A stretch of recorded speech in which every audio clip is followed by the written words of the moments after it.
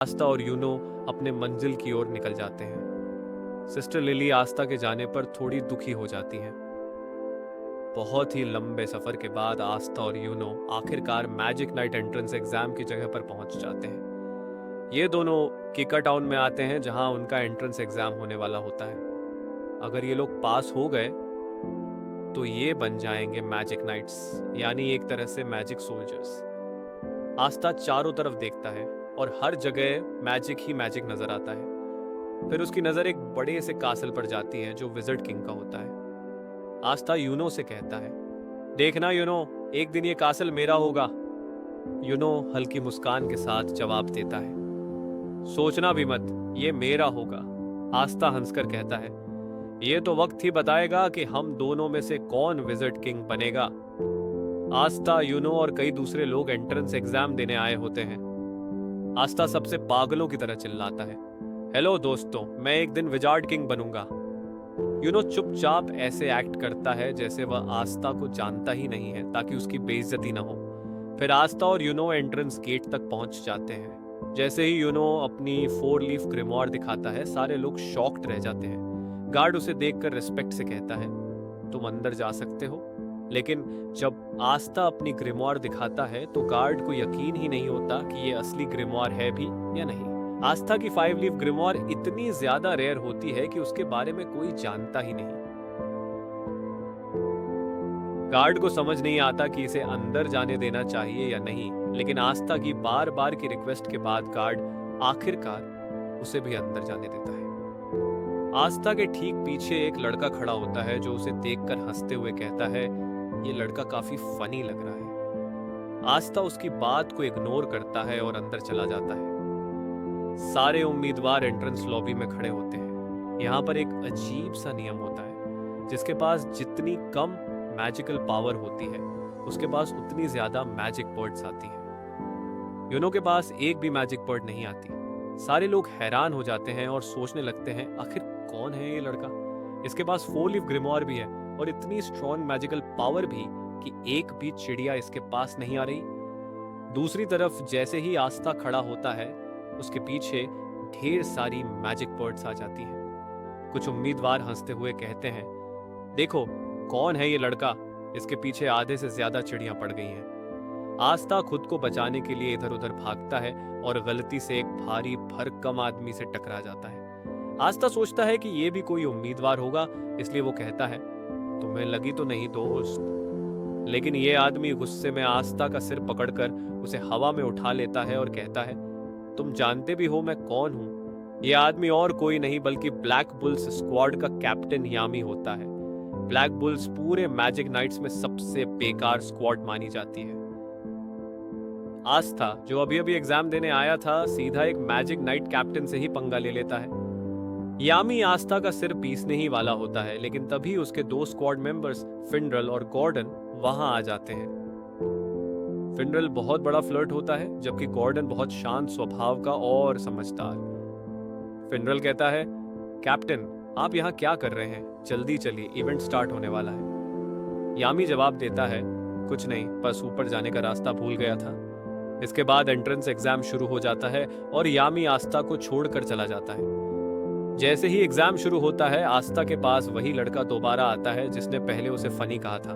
उसका नाम सेके होता है। सेके आके आस्था से दोस्ती कर लेता है। तभी वहां 9 मैजिक नाइट स्क्वाड्स के कैप्टन्स आ जाते हैं। ये सभी बेहद ताकतवर होते हैं और कहा जाता है कि पूरी दुनिया में इनसे ज्यादा स्ट्रॉन्ग सिर्फ एक ही आदमी है, विजर्ड किंग। इन कैप्टन में सबसे ताकतवर कैप्टन विलियम होता है, जो गोल्डन डॉन का कैप्टन है।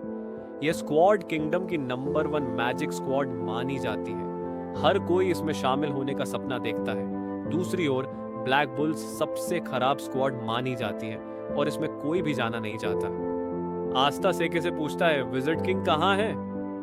सेके जवाब देता है, विजर्ड किंग ऐसे छोटे मोटे इवेंट्स में नहीं आते। वो हमारे किंगडम के असली किंग हैं। उनके पास और भी बड़े काम हैं। कैप्टन विलियम सभी उम्मीदवारों से कहता है, अब समय आ गया है तुम्हारे पहले टेस्ट का।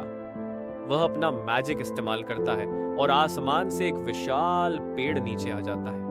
हर उम्मीदवार को एक एक मैजिकल ब्रूम, जादुई झाड़ू दी जाती है। तुम लोगों को अपनी मैजिक पावर का उपयोग करके उड़ना होगा, विलियम सभी को निर्देश देता है। सभी उम्मीदवार उड़ने की कोशिश करने लगते हैं। सभी कैप्टन्स ध्यान से सबको देख रहे होते हैं। यूनो सबसे ऊंचा उड़ता है, जिससे सभी कैप्टन्स प्रभावित हो जाते हैं। दूसरी ओर आस्था बेचारा उड़ना तो दूर कूद भी नहीं पा रहा होता। तभी कैप्टन्स में से एक कैप्टन एक लड़की को डांटने लगता है। यह लड़की उसकी बहन होती है। वह गुस्से में कहता है, तुम यहाँ क्या कर रही हो? सिल्वा फैमिली की बेइज्जती मत कराओ। तुम ये एग्जाम पास नहीं कर पाओगी, चुपचाप घर लौट जाओ। वह गुस्से में वहां से चला जाता है। इस लड़की का नाम नोएल होता है। सेके आस्था से कहता है, ट्राई करते रहो आस्था, तुम कर सकते हो। लेकिन सभी जानते थे कि आस्था ये नहीं कर सकता, क्योंकि उसके पास कोई मैजिक थी ही नहीं। कैप्टन विलियम घोषणा करता है, अब तुम्हारा फाइनल टेस्ट होगा। तुम सभी को एक एक पार्टनर चुनना होगा जिसके साथ तुम लड़ाई करोगे। सेके तुरंत आस्था से कहता है, चलो हम दोनों पार्टनर बन जाते हैं। आस्था उसकी बात मान लेता है। जैसे ही बैटल शुरू होने वाली होती है, आस्था सेके से कहता है, ऑल द बेस्ट। हम दोनों अपना बेस्ट देंगे और हारने वाला बुरा नहीं मानेगा। हमारी दोस्ती पर कोई फर्क नहीं पड़ना चाहिए। लेकिन तभी सेके का असली रंग सामने आ जाता है। वह हंसते हुए कहता है, ध्यान से सुन गंदी नाली के कीड़े, मैं तेरा कोई दोस्त वोस्त नहीं हूं। मैंने सिर्फ इसलिए तुझसे दोस्ती की थी क्योंकि मुझे पहले से पता था कि यह टेस्ट होगा जहां हमें अपना ओपोनेंट खुद चुनना होगा। वो आगे कहता है, मैंने तुमसे दोस्ती सिर्फ इसलिए की ताकि तुम्हारे जैसे वीक लड़के को हराकर मैं आराम से मैजिक नाइट बन सकूं। यह कहकर वह वहां से चला जाता है। आस्था एकदम शॉक्ड रह जाता है, क्योंकि उसे लगा था कि उसे उसका पहला दोस्त मिल गया था। लेकिन अब हर कोई उस पर हंस रहा था। भीड़ में खड़े लोग कहने लगे, क्या यार, सेके तो बहुत चालाक निकला। वो आसानी से आस्था को हराकर मैजिक नाइट बन जाएगा। कुछ लोग अफसोस जताने लगे, काश आस्था ने हमें चुना होता, हम उसे हराकर आराम से जीत जाते। सभी को यही लग रहा था कि आस्था एक बड़ा वीक लूजर है। सेके हंसते हुए अपनी फाइट के लिए तैयार होता है। वह अपनी ग्रिमोयर निकालता है और मैदान में उतरता है। सभी मैजिक नाइट्स के कैप्टन्स और वहां मौजूद लोग श्योर होते हैं कि आस्था जीत नहीं पाएगा, क्योंकि उन्हें नहीं पता था कि आस्था कोई लूजर नहीं है। फाइट शुरू होती है। आस्था अपनी ग्रिमोयर से तलवार निकालता है और सेके पर सिर्फ एक अटैक करता है। सेके की हालत खराब हो जाती है। पूरा मैदान शॉक में आ जाता है। ये क्या हुआ? ये लड़का तो बहुत स्ट्रांग है। सभी हैरान रह जाते हैं। दूर खड़ा यूनो आस्था को देखकर मुस्कुराता है। कैप्टन्स भी शॉक्ड रह जाते हैं। आस्था अपनी तलवार कंधे पर रखता है और सेके से कहता है, मेरा नाम याद रखना सेके, मैं आस्था हूं और एक दिन विज़र्ड किंग जरूर बनूंगा। इसके बाद कई और कंटेस्टेंट्स की लड़ाइयां होती हैं। धीरे धीरे मुकाबले अपने अंतिम चरण में पहुंचते हैं। फिर यूनो की बारी आती है। कोई भी उससे लड़ना नहीं चाहता, क्योंकि हारने का डर था। तभी सलीम उसके पास आता है।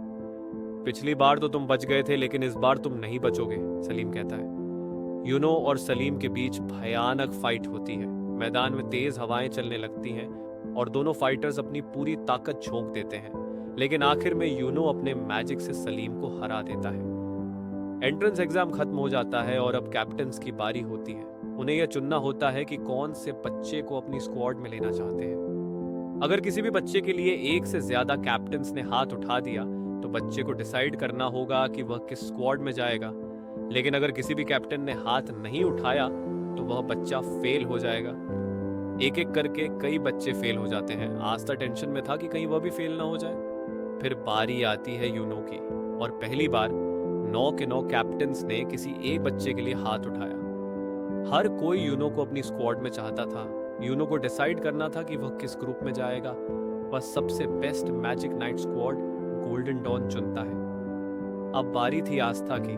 आस्था डरा हुआ था और मन ही मन बस यही कह रहा था, प्लीज गॉड, मेरे लिए बस कोई एक कैप्टन हाथ उठा दे। लेकिन जब उसका सिलेक्शन शुरू होता है तो कोई भी कैप्टन हाथ नहीं उठाता। इसका मतलब था कि आस्था फेल हो चुका था। आस्था का दिल टूट जाता है। वह दुखी होकर वहां से जाने ही वाला था कि तभी यामी खड़ा होता है। यामी बोलता है, तुम जानते हो बच्चे, तुम फेल क्यों हुए? क्योंकि तुम बहुत ज्यादा वीक हो और तुम्हारे पास कोई मैजिक नहीं है। फिर भी तुम सोचते हो कि तुम मैजिक नाइट बन सकते हो। इसके बाद यामी अपनी मैजिकल पावर बढ़ाता है, जिससे आसपास की जमीन हिलने लगती है। वह नीचे कूदता है और आस्था के पास आकर बोलता है, मैंने सुना है कि तुम विज़र्ड किंग बनना चाहते हो, लेकिन तुम्हें पता है विज़र्ड किंग बनने के लिए तुम्हें मुझे और इन बाकी 8 कैप्टन्स को हराना होगा। क्या तुम सच में सोचते हो कि तुम हम 9 के 9 कैप्टन्स को हरा सकते हो? आस्था की आंखों में डिटर्मिनेशन आ जाता है। वह जोर से बोलता है, हाँ मुझे पता है कि मैं वीक हूँ और मेरे पास कोई मैजिक नहीं है, लेकिन मुझे फर्क नहीं पड़ता कि मैं कितना वीक हूँ। मुझे फर्क नहीं पड़ता कि आप सब कितने स्ट्रांग हैं।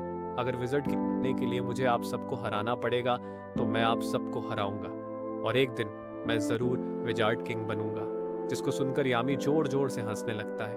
वह आस्था को देखता है और कहता है, मुझे तुम पसंद आए बच्चे, मैं तुम्हें अपनी स्क्वाड में लूंगा, लेकिन मैं तुमसे बहुत मेहनत करवाऊंगा ताकि तुम सच में विज़र्ड किंग बन सको। जिंदगी में पहली बार किसी ने आस्था के सपने पर विश्वास किया था। आज तक हर कोई उस पर सिर्फ हंसा था। आस्था बहुत ज्यादा खुश हो जाता है और यामी को धन्यवाद बोलता है।